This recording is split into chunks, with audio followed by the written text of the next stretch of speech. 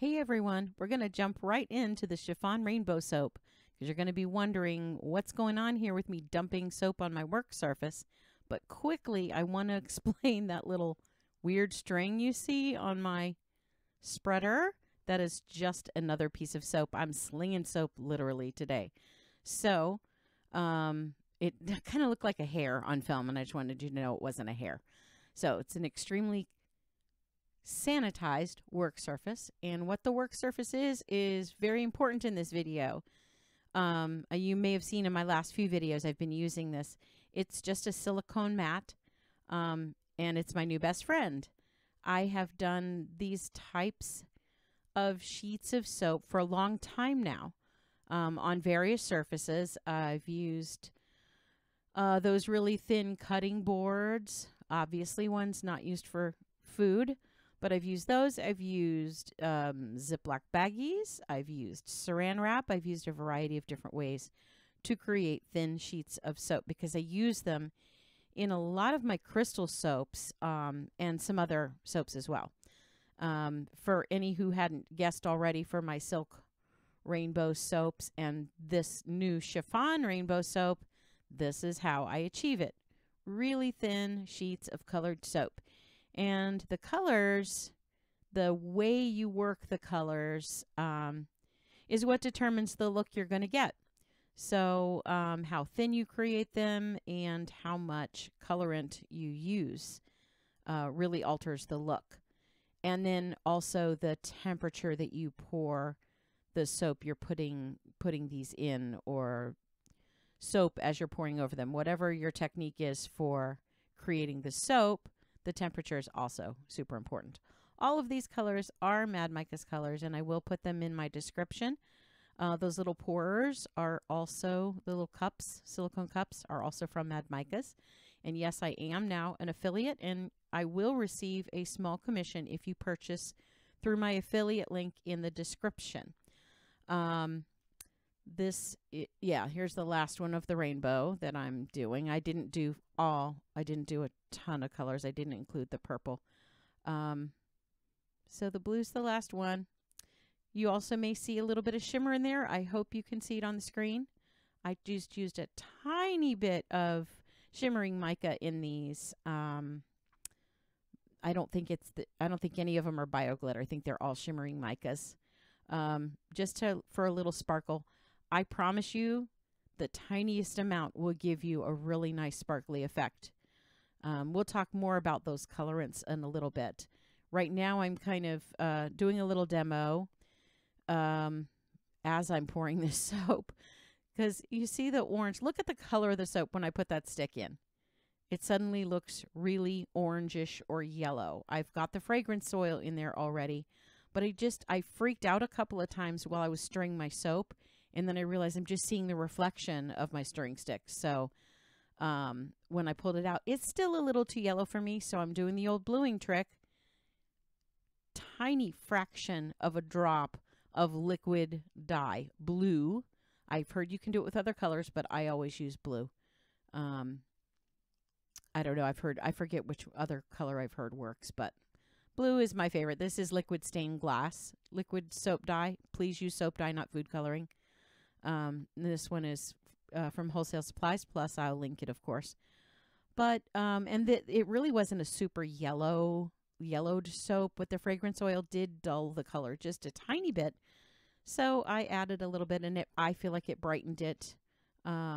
It's definitely a trick I've used that's worked wonders in the past. But you can't put it in a really yellow soap and expect it to not just turn green, because it will.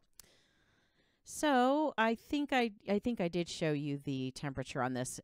My sweet spot for pouring soaps where I want the embeds, the pieces, whatever I'm putting in there to work the way I want them, is about 133 for my type of soap, which is Premium Crystal Clear from Crafter's Choice, Wholesale Supplies Plus. Not an affiliate with that company at this time. But that temperature is important because it does work for mine. It may not work for yours. If you're using Stevenson's, that may be too low. If you're using another brand, it may be too high. You have to learn the sweet spot for your particular soap. It's a little high for some embeds. I wouldn't normally pour if I was putting like one sheet in. I wouldn't have it at 133. It would just melt it away. Well, not away, but it would melt into the clear, and then it would be a little cloudy and not really see the color very well. So, because I knew I was putting all these in at once, at 133 was my best spot for that. If I'm doing smaller bits and embeds, I usually go around 127, 128, depending on what I'm doing. But you see it is softening these. That's why I wanted to pour it hot. I wanted to soften them, but not melt them. And the reason I want them a little bit soft, and even a little bit may melt here and there. I don't think any did when I looked at the finished product, but I want them to look like fabric. So the fluidity of the sheets is aided by having the soap poured a little bit hotter than you might normally pour.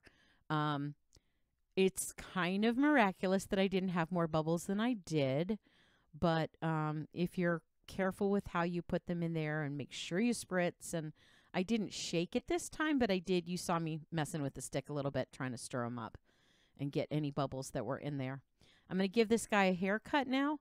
I was kind of torn as to whether or not to do that, but I did. I may do another one later and leave the hair, leave the little soap frills on the top. I'm not sure. I just thought they were kind of thin and might just break and look funny, so I just did that, and I'll make another soap with those scraps because nothing goes to waste. Not even the soap that poured over the edges that you might have seen, the clear soap that was cleaned up magically through the magic of film. It will be used, and these little scraps as well.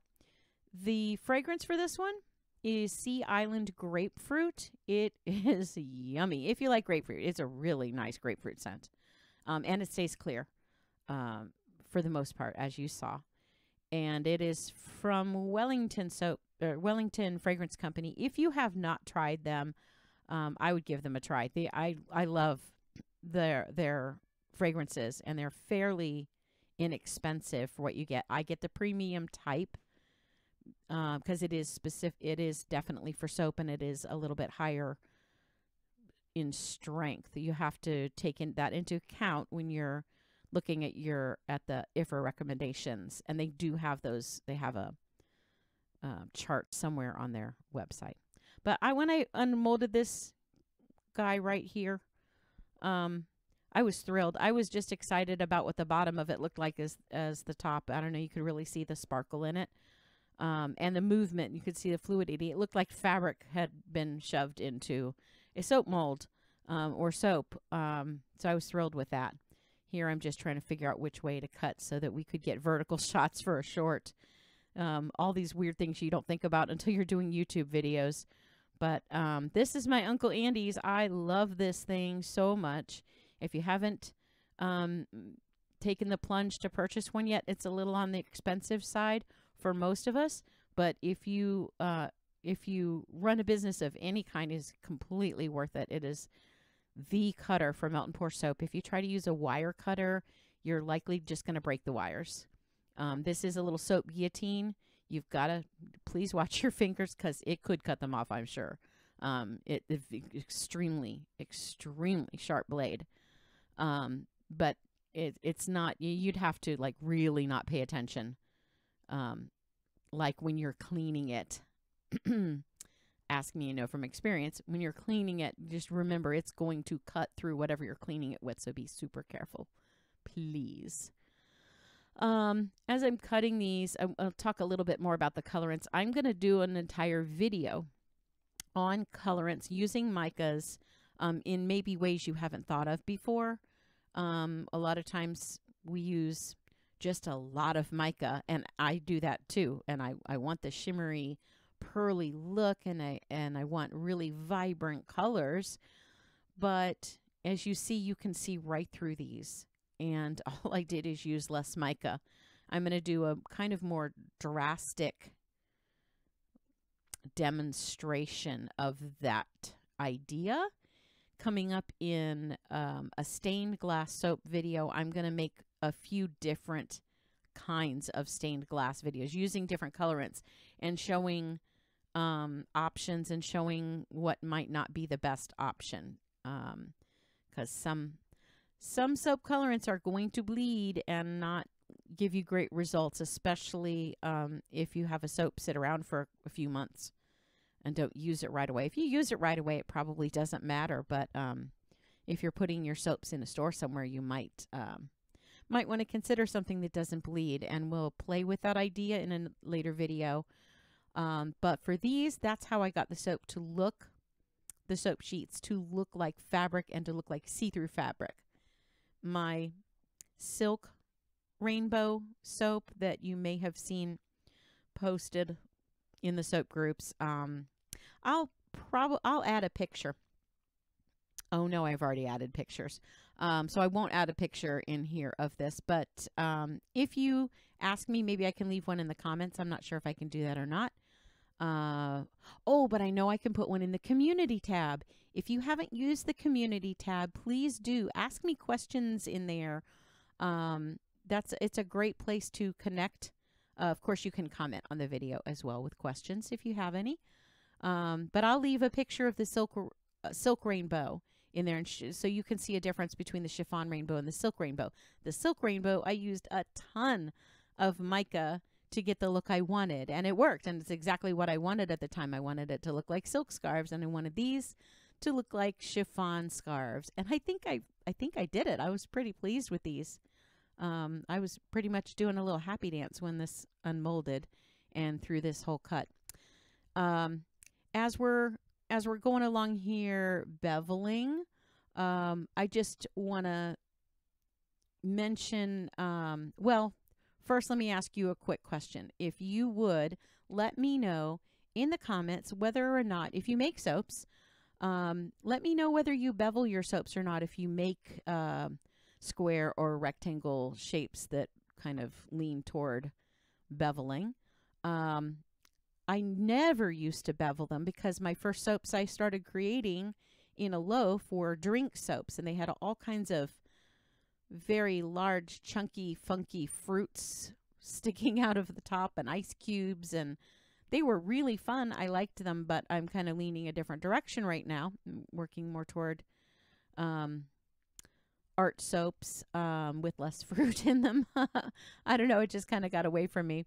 But those, if I had trimmed the tops of those, it would have kind of messed with the fruit design. So I didn't want to do that with those, and I just didn't get in the habit of it. And now that I'm doing soaps that kind of create a different type of picture, and I don't have as much on the tops, I'm starting to bevel, and I'm starting to like it more and more. So let me know if you like that, and if you've done it before. I'm just using a vegetable peeler. It's really easy. It looks a lot easier in the video because trust me, I'm not really going that fast. I'm really slow, and I'm hesitant, and that's one thing you can't be. So I take my time to place the peeler at the corner and then pull quickly. If you're hesitant at all, you'll mess it up, or at least I will. So there's the final product, and I really hope you got something out of this.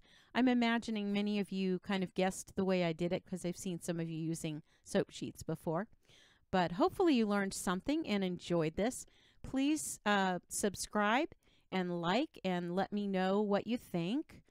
I'm hoping that I can help you to become a better soaper. Thank you so much. Bye.